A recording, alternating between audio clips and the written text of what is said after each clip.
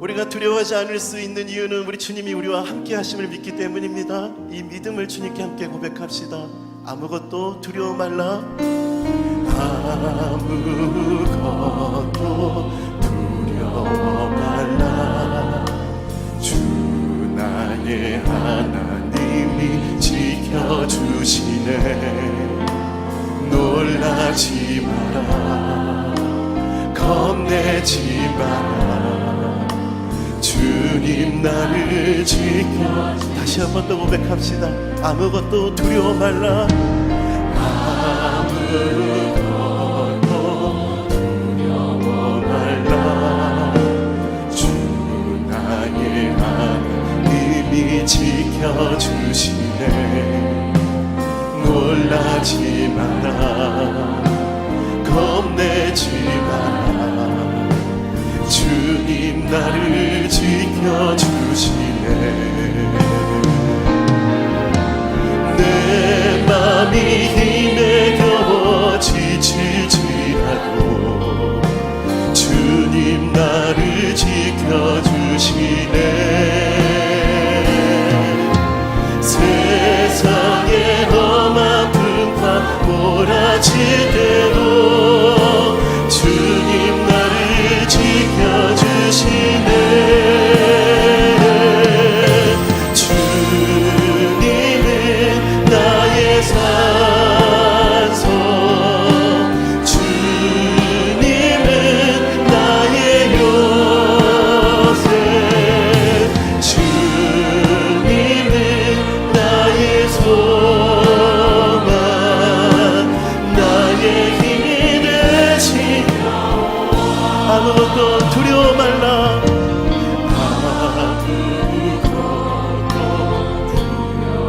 주 나의 하나님이 지켜주시네. 아멘. 믿습니다. 주님 놀라지 마라. 겁내지 마라.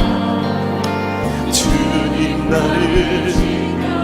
내 맘이 힘에 겨워 지칠지라도 내 맘이 힘에 겨워 지칠지라도 주님 나를 지켜주시네.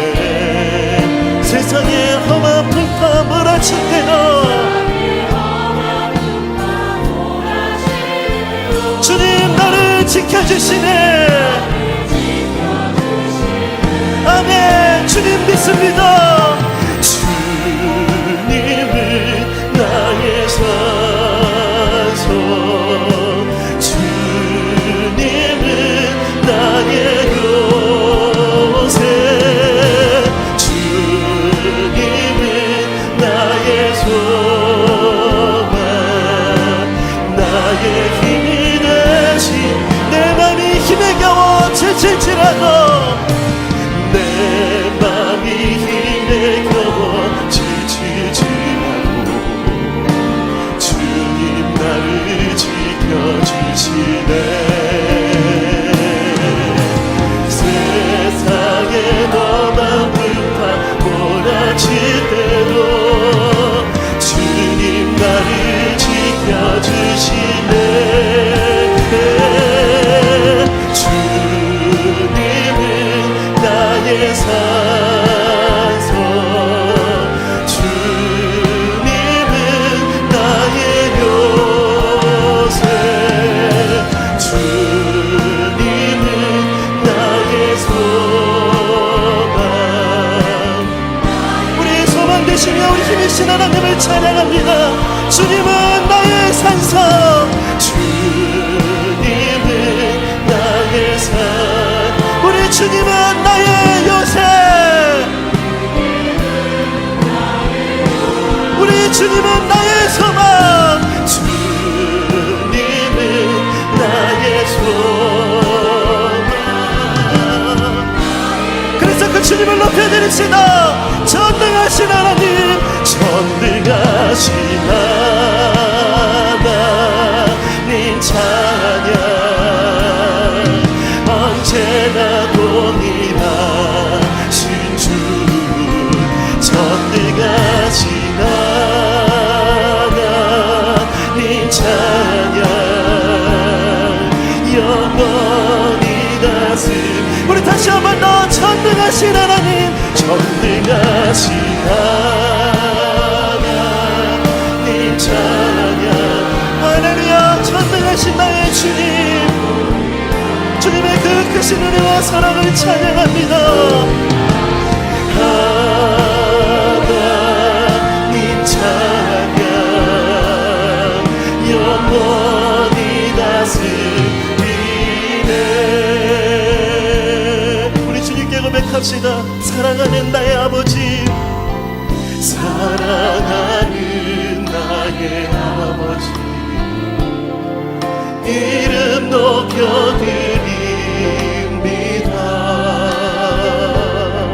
주의 나라 찬양 속에 임하시니 능력에. 다시 한 번 더 고백합시다. 사랑하는 나의 아버지, 사랑하는 나의 아버지, 이 시간 주님의 이름을 높여드립니다.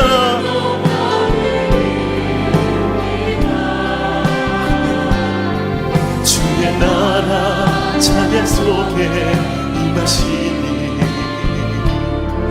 능력에 주께 찬송하네. 전능하신 하나님 찬양, 언제나 동일하신 주, 전능하신 하나님 찬양, 영원히 다스. 주님을 높여드립시다.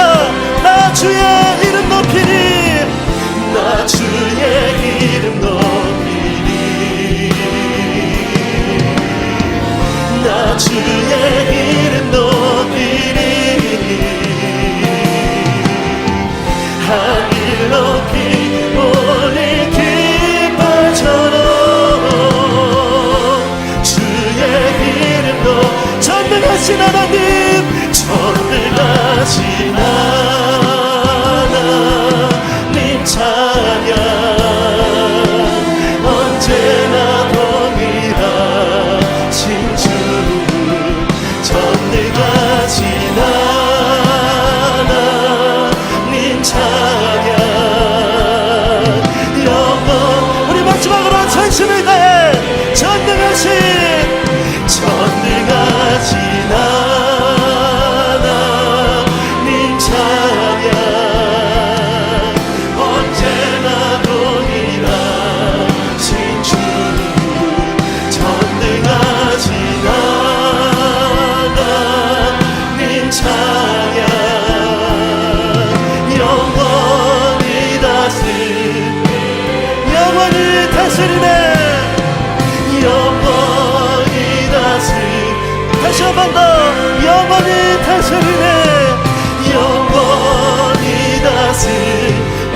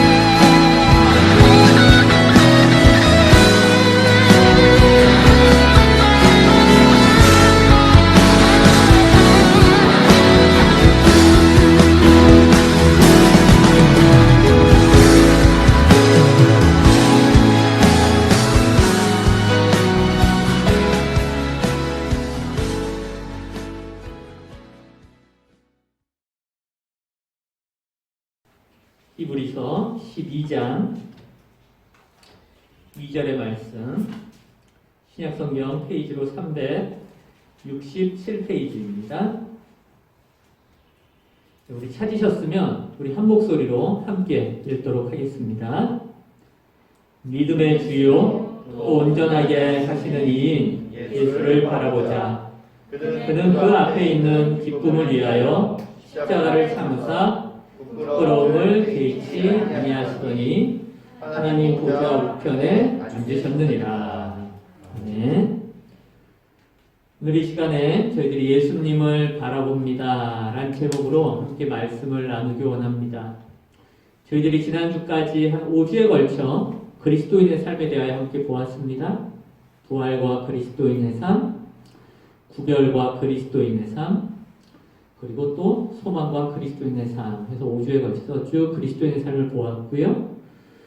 오늘부터는 우리가 예수님을 어떻게 바라보며 살 것인가, 그리고 다음 주에는 구원에 관하여, 그리고 또 몇 주에 걸쳐서 또 예수님을 바라보는 것에 대하여 우리가 계속해서 지금 그렇게 반복적으로 좀 나눴으면 좋겠습니다. 우리가 예수님을 바라보며 살아가는데 성경은 아니지만 도움을 주는 책들이 있습니다. 이런 것들이에요. 존 버년의 철로역정 또는 C.S. 루이스의 순전한 기독교가 그러한 책들이죠. 물론 이 책들 자체가 성경은 아닙니다. 하지만 이 책들에 나와 있는 복음에 대한 설명을 통하여 우리는 복음을 이해하고 하나님께 나아갈 수 있는 도움을 얻습니다.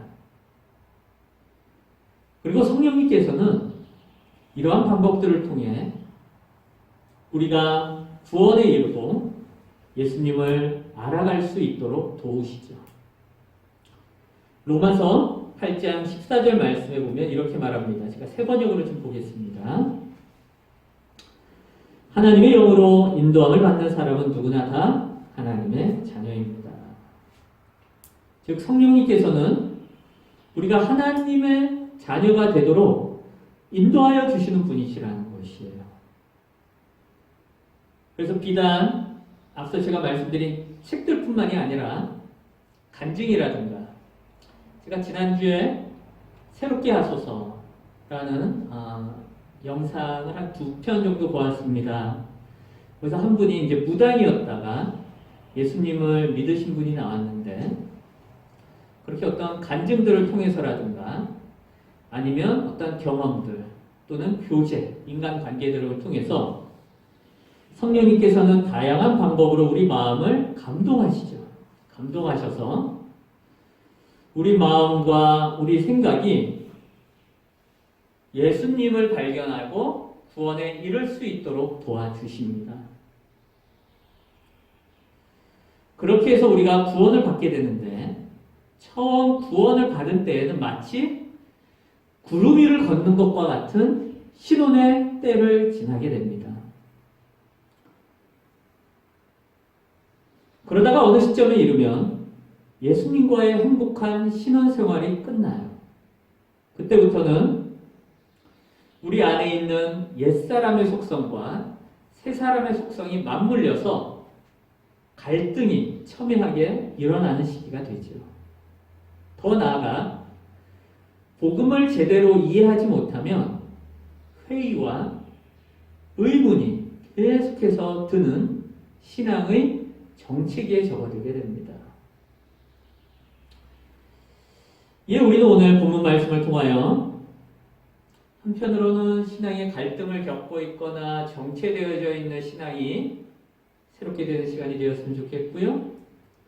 또 다른 한편으로는 주님을 더욱더 알아가고 사모하는 그러한 은혜의 시간이 되었으면 좋겠습니다. 우리 오늘 본문 말씀 히브리서 12장 2절 앞에만 먼저 보죠.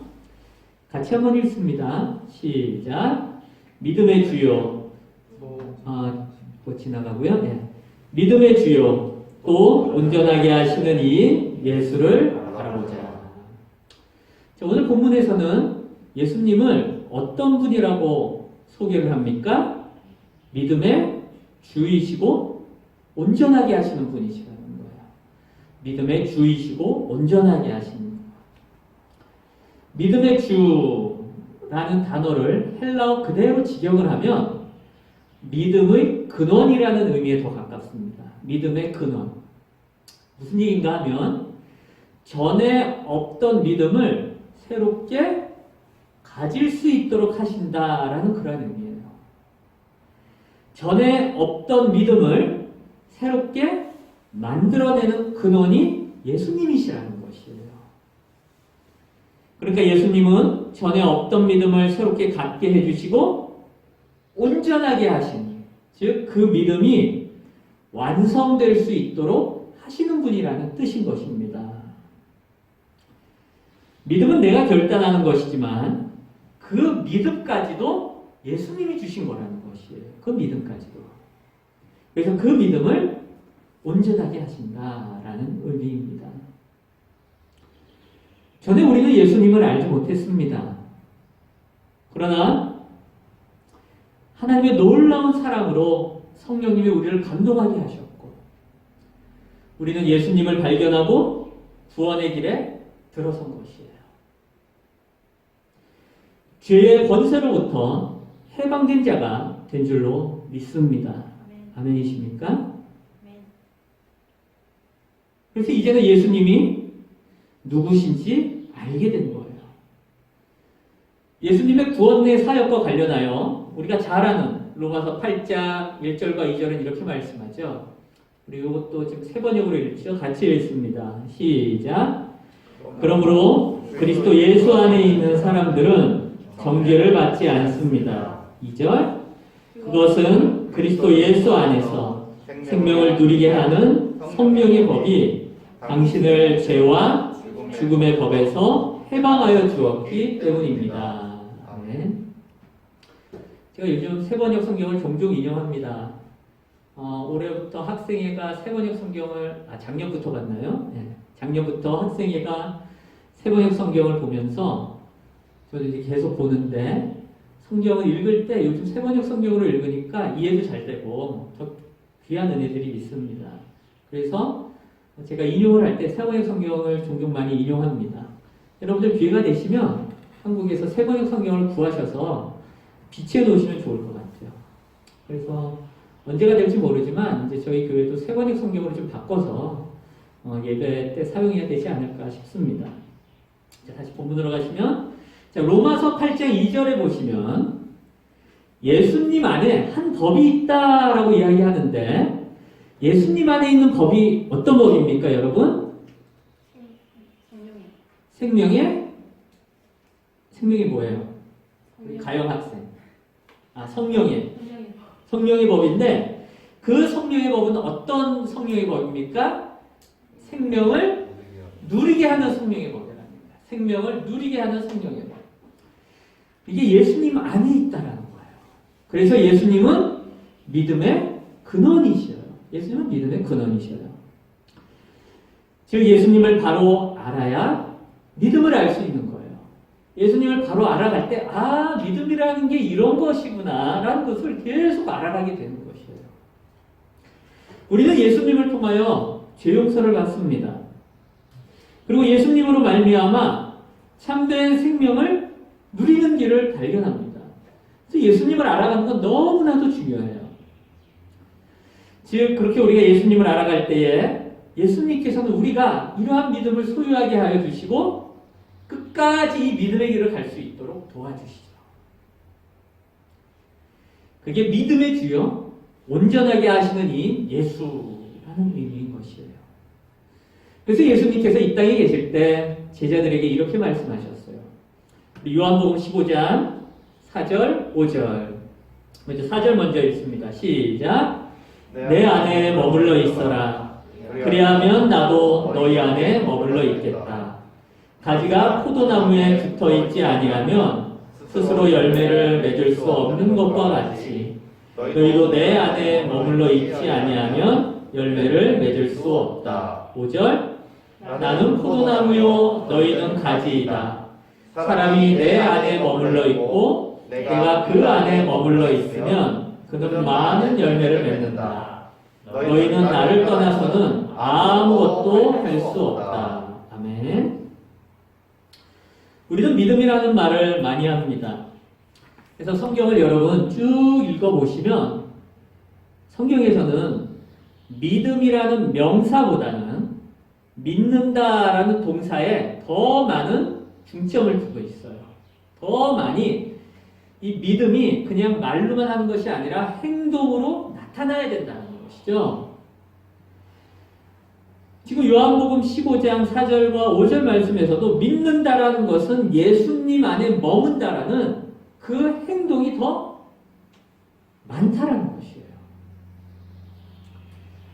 즉 예수님 안에 머물러 있는 사람이 믿음의 사람이라는 것이에요. 예수님 안에 머물러 있는 사람.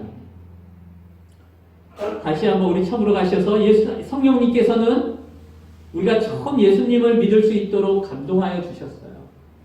그죠? 네. 많은 사람들은 그게 믿음인지 아는데 그건 믿음이 아니에요. 네.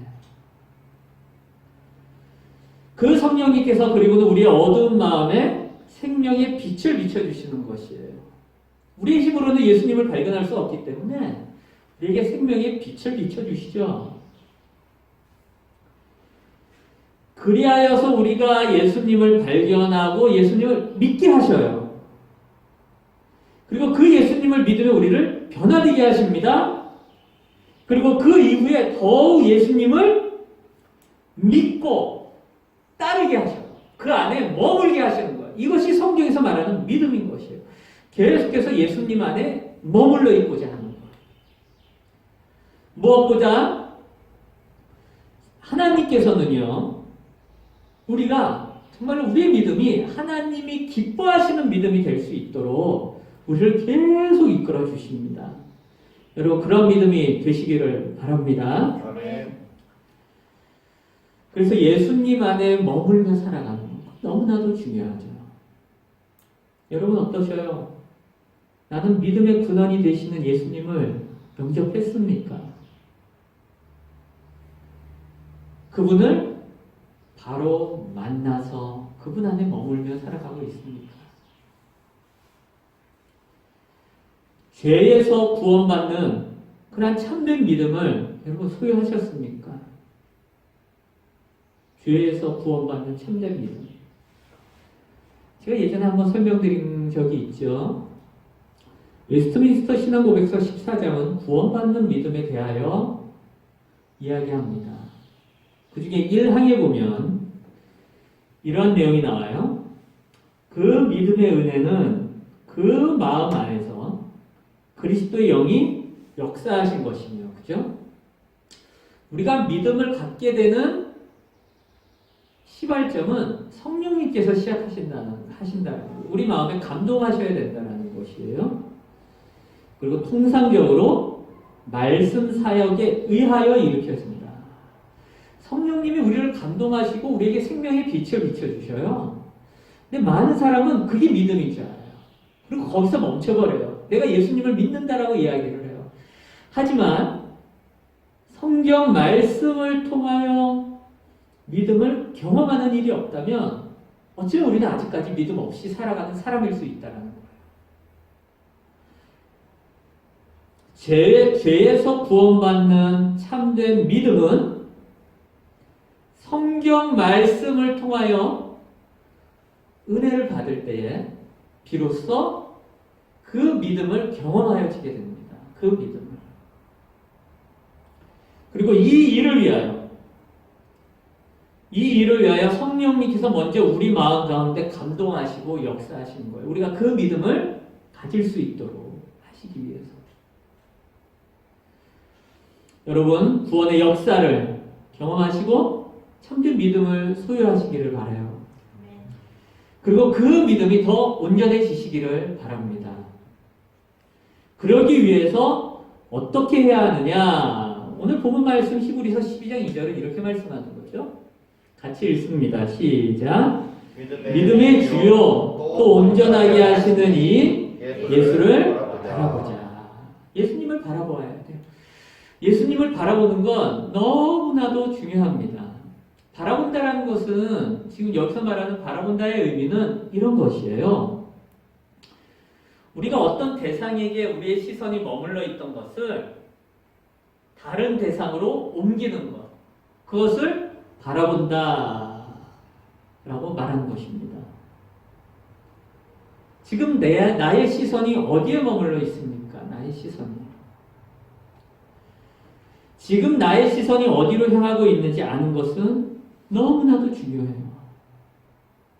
바라본다라는 것은 다른 데 견눈질을 하지 않고 오직 예수님께만 나의 시선을 고정하는 것을 의미합니다. 예수님께만.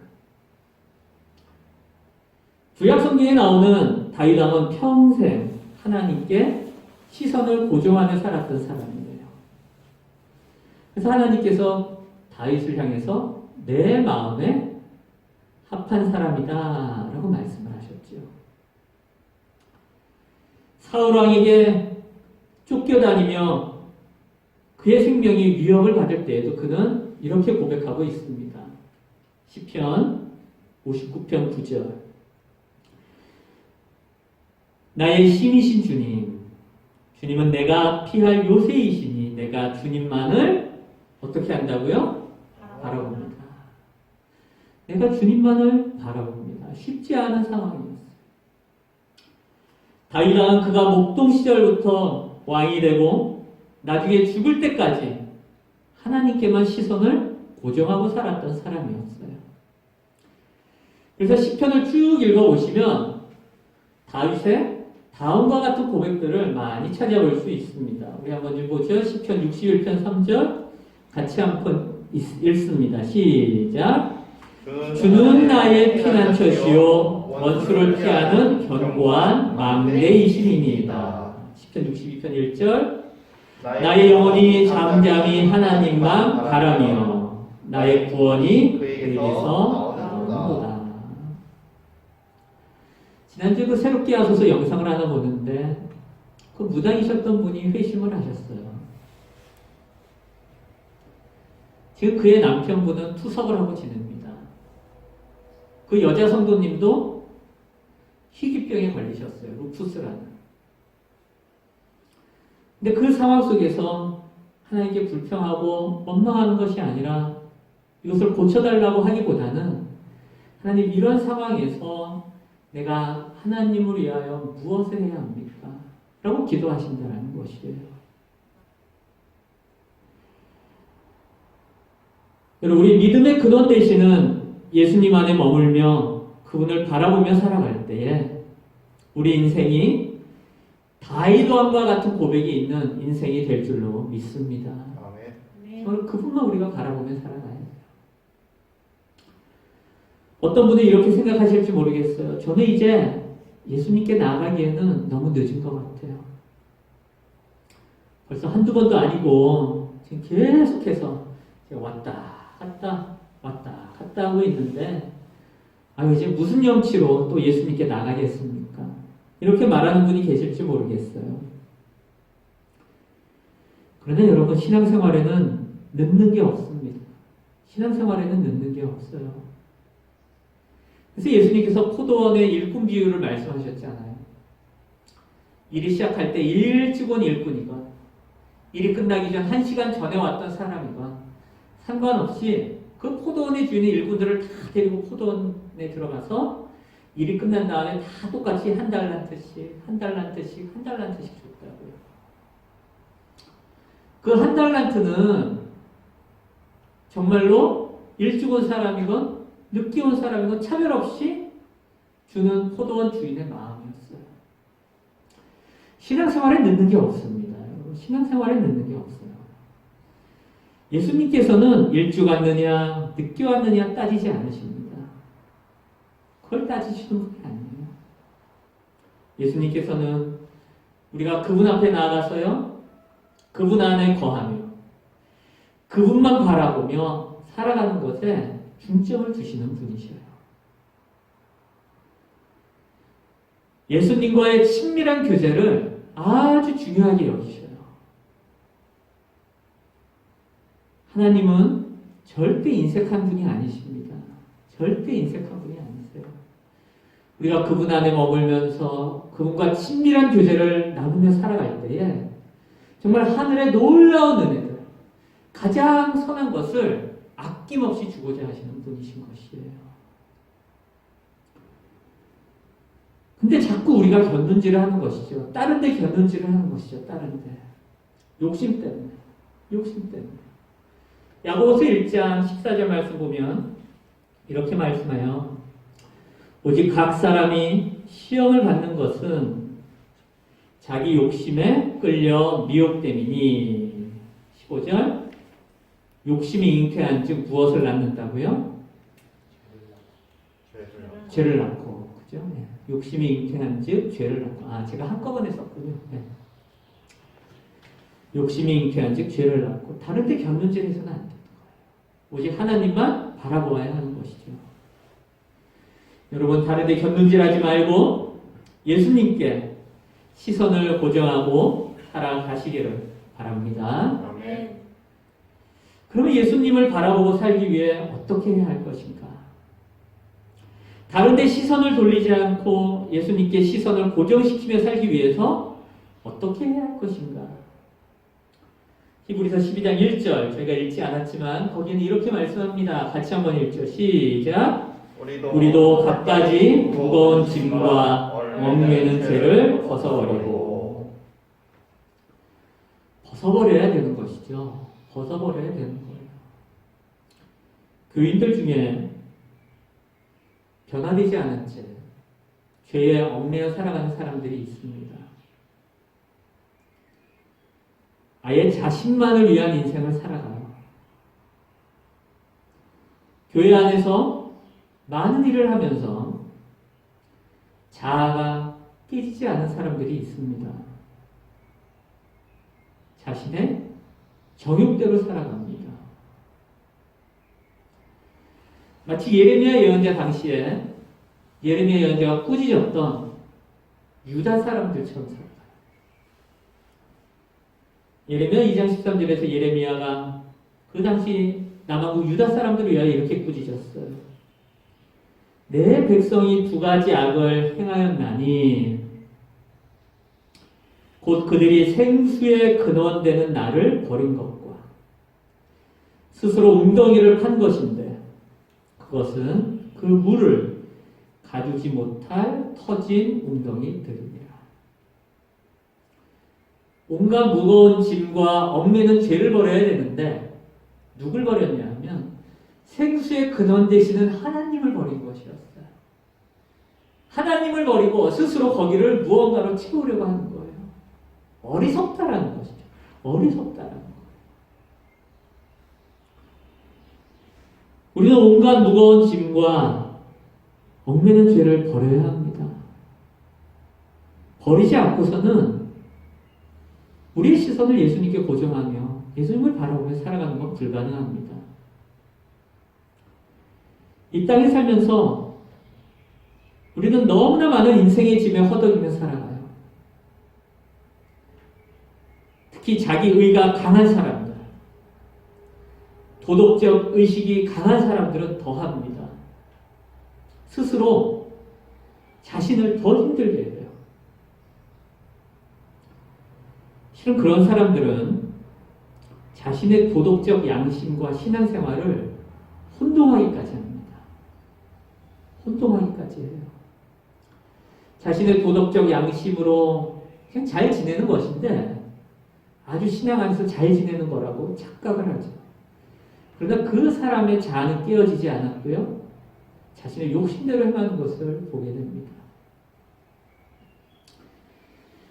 예수님께서는 우리가 그분께 나아와 쉬기를 원하셔요. 너무나 많은 사람들이 인생의 짐에 허덕이고 죄의 굴레에 눌려 지내고 있습니다. 예수님 안에서 쉼을 얻는 것을 알지를 못해요. 예수님께서 마태복음 11장 28절에서 이렇게 말씀하십니다. 같이 읽죠? 수고하며 무거운 짐을 진 사람은 모두 내게로 오너라. 내가 너희를 쉬게 하겠다. 30절 내 멍에는 편하고 내 짐은 가볍다. 예수님의 멍에는 편하고요. 예수님의 짐은 가볍습니다. 그래서 우리가 온갖 무거운 짐과 얽매는 죄를 벗어버리기 위해서는 예수님을 만나는 것 외에는 방법이 없어요. 예수님을 만나는 것 외에는. 인격적으로 예수님을 만나야 돼요. 인격적으로. 인격적으로 예수님을 만나지 못한 사람의 경우 두 가지 특징을 가지죠. 크게. 계속해서 죄책감에 쌓여서 지내요. 수년 동안, 수십 년 동안 신앙생활을 했는데 인격적으로 예수님을 만난 적이 없다 보니까 모든 게 다 죄책감 가운데 쌓여서 지내는 걸 보게 돼요. 또 한편 어떤 사람은 죄책감은 없어요. 근데 그의 모든 행동은 다 율법주의적이에요. 마치 자를 들고 다니면서 요리 재고 조리 재서 거기서 조금만 벗어나면 아주 정죄하고 판단하고 아주 율법주의적인 행동이 강한 사람들, 인격적으로 주님을 만나지 못한 사람들이죠. 우리는 인격적으로 주님을 만나야 됩니다. 그래서 주님 앞에 나와서 기도해야 돼요. 예수님, 나의 무거운 짐을 내려놓기 원합니다. 예수님, 나의 얽매여 있는 죄에서 자유하기를 원합니다. 기도해야 돼요. 저도 이것을 놓고 기도했었어요. 왠지 제 마음 가운데 무거운 주가 하나 크게 있는 것 같았던 때가 있었어요. 내가 주님을 만났는데 도대체 이건 무엇이지? 기도했어요. 기도했더니 하나님께서 참된 자유가 무엇인지를 알게 하여 주셨다. 그분 앞에 여러분 우리 인생의 무거운 짐과 얽매는 죄를 아래고 내려놓으시기를 바랍니다. 아멘. 그럴 때 우리는 참된 자유를 경험하게 될 것이에요. 참된 자유. 그래서 사도 바울이 갈라디아 교인들을 책망했던 게 뭐예요? 같이 한번 읽을까요? 갈라디아서 5장 1절. 그리스도께서 우리를 해방시켜 주셔서 자유를 누리게 하셨습니다. 그러므로 굳게 서서 다시는 종살이의 멍에를 매지 마십시오. 갈라디아 교인들이 예수님을 만나고 참된 자유를 느꼈어요. 근데 다시금 율법주의에 빠져버린 거예요. 거짓 교사의 가르침에 빠져버린 거예요. 다시 종살이의 멍에를 지어버렸던 거예요. 우리가 온갖 무거운 짐과 얽매는 죄를 벗어버리지 못하면 예수님을 제대로 바라볼 수 없습니다. 지금 나의 신앙생활이 왜 더 전진해 나가지 못해요? 왜 나의 생활이 하나님을 기쁘게 해드리지 못합니까? 아직도 무거운 짐과 얽매는 죄를 벗어버리지 못한 것은 아닙니까? 여전히 명목상의 그리스도인으로만 머물러 있는 거 아니냐라는 거예요. 이름뿐인 그리스도인은 아니냐라는 것이에요. 이름뿐인 그리스도인이다. 명목상의 그리스도인, 이름뿐인 그리스도인은 자신이 필요할 때만 하나님을 찾습니다. 자신이 필요할 때만. 하나님과의 바른 관계, 하나님과의 친밀한 관계에 집중하지 않습니다. 언제나 자신의 일이 바쁜 사람이에요. 자신의 일이 더 우선인 사람이에요. 이에 대하여 사도 바울은 이렇게 말씀합니다. 고린도전서 2장 2절 제가 읽죠. 내가 너희 중에서 예수 그리스도와 그가 십자가에 못 박히신 것 외에는 아무것도 알지 아니하기로 작정하였습니다. 예수 그리스도와 그가 십자가에 못 박히신 것 외에는 아무것도 알지 아니하기로 작정했다. 이 구절은 지금까지 하던 일을 그만두고 전도만 하면서 살아라는 말이 아닙니다.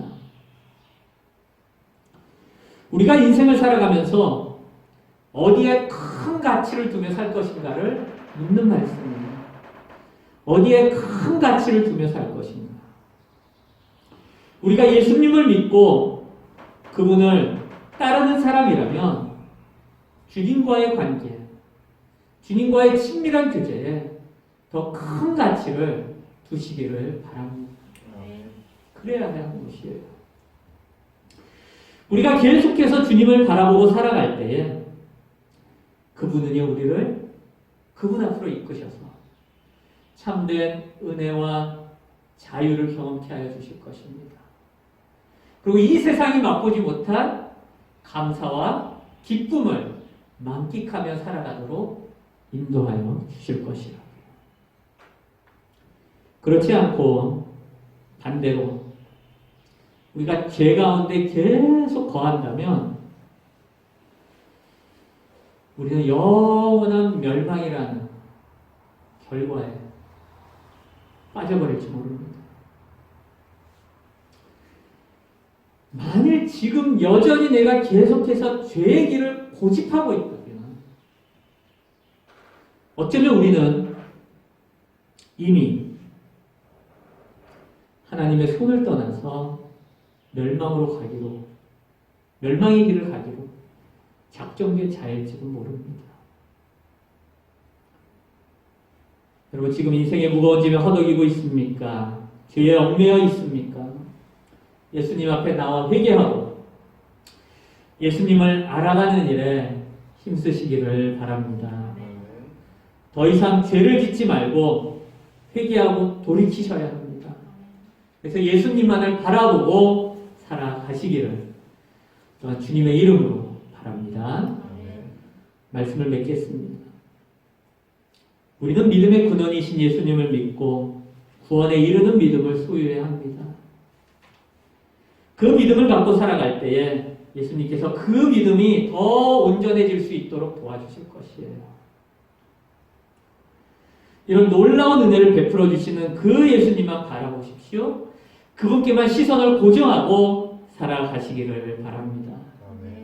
더불어 온갖 무거운 짐과 얽매는 죄를 벗어버리셔야 합니다. 벗어버리셔야 돼요.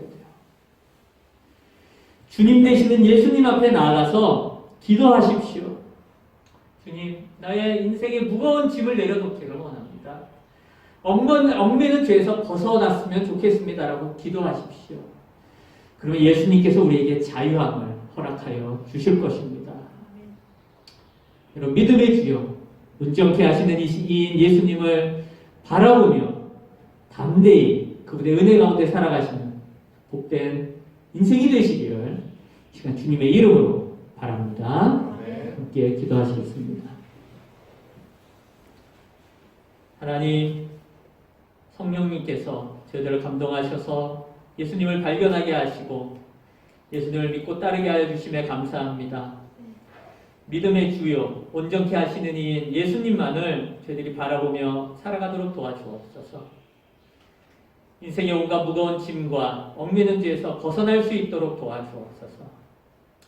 저희들이 욕심으로 인하여 죄를 낳는 악한 일을 행하지 않도록 도와주옵소서. 오직 주님만을 바라보며 그분 안에 머물며 살아가기를 원합니다. 저희 한 사람 한 사람 가운데 은혜 주시고 담대케 하시고 이 땅 가운데서 주님과 동행하며 친밀하게 교제하며 주님과 바른 관계 안에 살아가는 복된 인생 될 수 있도록 함께하여 주옵소서. 감사드리며 예수님 이름으로 기도드립니다. 아멘.